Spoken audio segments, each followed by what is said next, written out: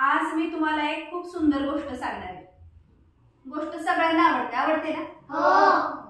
तर आज इतकी छान गोष्ट आहे। जेव्हा आपण एखादी गोष्ट ऐकतो त्यावेळी त्या गोष्टीमधून शिकायला पण आपल्याला बऱ्याच गोष्टी मिळत असतात। बघा, एक मुलगा असतो तुमच्यासारखा, रामू नाव असतं। काय नाव असतं? रामू। तो सहज असा फिरत असतो, इकडं तिकडं चाललेला असतो। त्याला तुमच्यासारखीच आवड असते प्रश्न विचारायची। तुम्ही तुमच्या आईला, मॅडमला, सरांना सगळ्यांना प्रश्न विचारत असता की सर हे असं का, मित्रांना म्हणतात हे असं का नसेल, ठीक आहे, असा प्रश्न पडतो तुमच्या मनात। तसं हा जो रामू होता त्याला पण असाच प्रश्न पडायचा की असं का होत असेल, हे का बरं घडत असेल, हे काय आहे, असे प्रश्न त्याला पडायचे। चौकस होता तो। एकदा काय झालं, तो असा निघालेला असतो त्यावेळी त्याला एक हत्ती दिसतो। कोण दिसतो? हत्ती। हत्ती। हत्ती तो पाहतो, त्याला वाटतं बापरे केवढा मोठा हत्ती आहे। आणि मग तो त्या हत्तीकडे पाहायला लागतो। पाहता पाहता त्याचं लक्ष एकदम त्याच्या पायाकडे जातं। कुठे जातं? पायाकडे। त्याच्या पायाला असा दोरखंड बांधलेला असतो, जशी जाड दोरी बांधलेली असते। काय बांधलेली असती?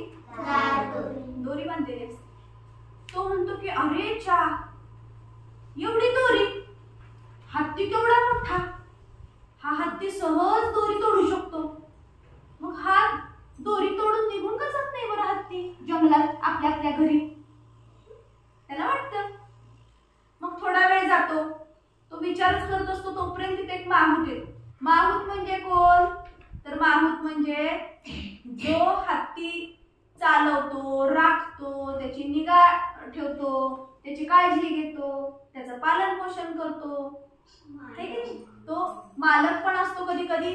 आणि कधी कधी तो जो हत्ती आहे त्या हत्तीला कशा पद्धतीने ट्रीट करायचं, वागवायचं, चालवायचं, त्याच्यावर बसायचं, ठीक आहे, ही सगळी कामं करणारा हत्तीविषयी जाणकार माणूस म्हणजे माहूत। मग हा तिथे येतो। मग रामू म्हणतो त्या माहुताला, काका मला एका प्रश्नाचं उत्तर सांगा बरं, हा हत्ती केवढा मोठा आहे, याच्या पायाला हा दोरखंड बांधलेला आहे, मग हा हत्ती दोरखंड सोडून किंवा तोडून पळून का जात नाहीये बरं? त्या काकांना त्या मुलाचं कौतुक वाटलं। जे ते काका असतात ते म्हणतात की अरे तुला माहितीये का, हा जेव्हा लहान होता, पिल्लू होता, हत्ती जेव्हा पिल्लू होतं तेव्हा हे पिल्लू इथं आणलं होतं। आणि त्यावेळी आम्ही ह्या पिल्लाला काय केलं होतं, एका दोरीनं म्हणजे या दोरखंडानं बांधला होता त्याचा पाय। पहिल्यांदा ते जे पिल्लू होतं ते खूप वेळा असं हिसके द्यायचं, दसकं द्यायचं, जोर लावायचं, पण त्याला काही हा दोरखंड तुटला नाही, कारण तो पिल्लू आहे। पिल्लाच्या शक्तीच्या पुढे हा दोरखंड जास्त होता। मग त्यानं काय केलं, मोठ्या शक्तीनं दोरखंड काढण्याचा प्रयत्न केला, पण दोरखंड तुटला नाही। काही दिवसांनी त्यांनी हे प्रयत्न सोडून दिले। प्रयत्न राहू दे म्हटलं। आता तो म्हणाला काय पिल्लू की आता प्रयत्न करायला नको, ते काका सांगतात बरं का रामूला। आणि मग ते म्हणतात की आता हा हत्ती मोठा झालाय, पूर्वी पिल्लू होतं त्या पिल्लूचा आता हा मोठा हत्ती झालेला आहे, पण त्यानं जे त्यावेळी केलेले प्रयत्न आहेत ते प्रयत्न आता पुन्हा त्यानं कधीच केले नाहीत। त्याला त्यावेळी माहिती झालं की आपला दोरखंड तुटणार नाही, ते त्याच्या मेंदूनं पक्क ठेवलं की दोरखंड तुटणार नाही। आता मोठं झाल्यावर सुद्धा तो प्रयत्न करत नाही, पुन्हा तेच करण्याचा त्यानं अजिबात प्रयत्न केला नाही। माहूत म्हणतो हेच तर आयुष्यात होतो की एकदा प्रयत्न केला, दोनदा प्रयत्न केला, आणि त्या प्रयत्नातून जर अपयश आलं किंवा आपण हारलो तर माणूस थांबतो। बरीच मुलं त्या ठिकाणी थांबतात। गोष्टीचं तात्पर्य काय बरं, तर आयुष्यामध्ये आपण अनेक परीक्षा देत असतो, अनेक घटना आपल्या आयुष्यात येत असतात। आपल्याला त्यावेळी बऱ्याच वेळा अपयश येतं, आपण हारतो आणि आपण आपली जिद्द सोडून देतो। आपल्याला वाटतं की आता आपले जे काही प्रयत्न आहेत ते आपण थांबूया, कंटाळलो, आपल्याला वाटतं मग आपण आता थांबूया। तो हत्ती पण तसाच आहे, त्यानं अपयश आलं म्हणून प्रयत्न सोडून दिला।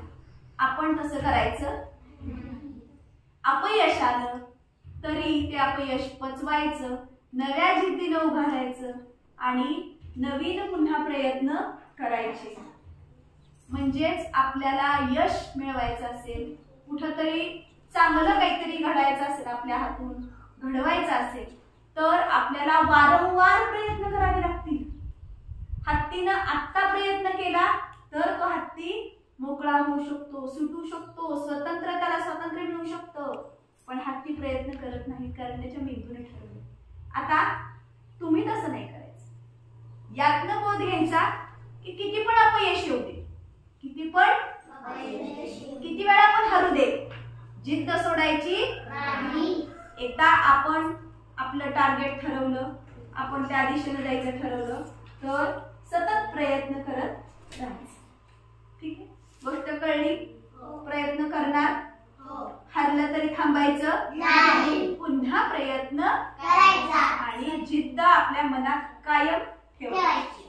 स्पर्धा, प्रत्येक स्पर्धा आयुष्यातली नव्या जोशानं त्या स्पर्धेला आपण सामोरं गेलं तरच आपण या स्पर्धेच्या युगात टिकू शकतो, असं या आजच्या कथेतून आपल्याला शिकायला मिळतं.